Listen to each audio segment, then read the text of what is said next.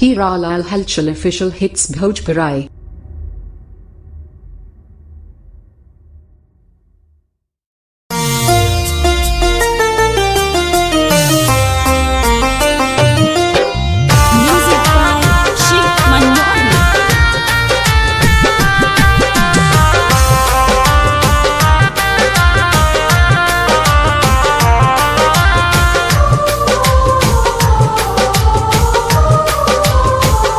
ए माई खाई बनाई खाना रे माई रे रोता हुई है मोर दीवाना। सुन माई रे माई खाई बनाई खाना रोता हुई है मोर दीवाना। काहे मारो तारू हमारा के घेर के चाहे नटिया में चाहे नटिया में फसड़ी लगा दो। कसम खैले बानी हम साथ फेर के कसम खैले बानी हम साथ फेर के।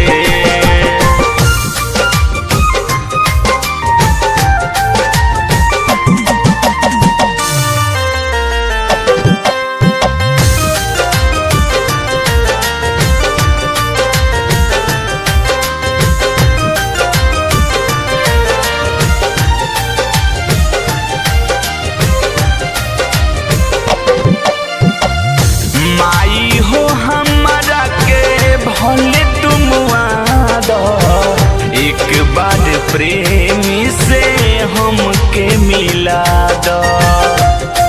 ए माई हो हमारा के भले तुम वादा एक बार प्रेमी से हमके मिला दो। काहे रखले बारू हमारा के पेड़ के चाहे नटिया में फसरी लगा दो।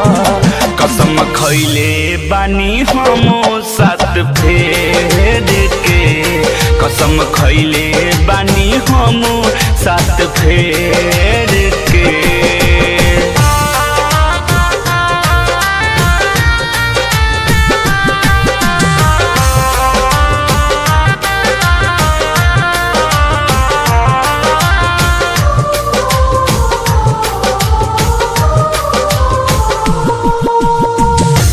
बेलायो शोक ऋतिक हुई है कौन हाल में रात दिन डूबल हुई है हमारे ख्याल में। अल बेलायो शोक ऋतिक हुई है कौन हाल में अजय चंदेश्वर हुई है हमारे ख्याल में। शांति धैले बानी बड़ा हमसे के चाहे नटिया में फसड़ी लगा दो। कसम खैले बानी हम साथ फेर के कसम खैले बानी हम साथ फेर के। माई खाई बनाई खाना रोत हुई है मोर दीवाना। काहे मारो तारू हमारा के घेर के चाहे नटिया में फसड़ी लगा दो। कसम खैले बानी हम साथ फेर के कसम खैले बानी हम साथ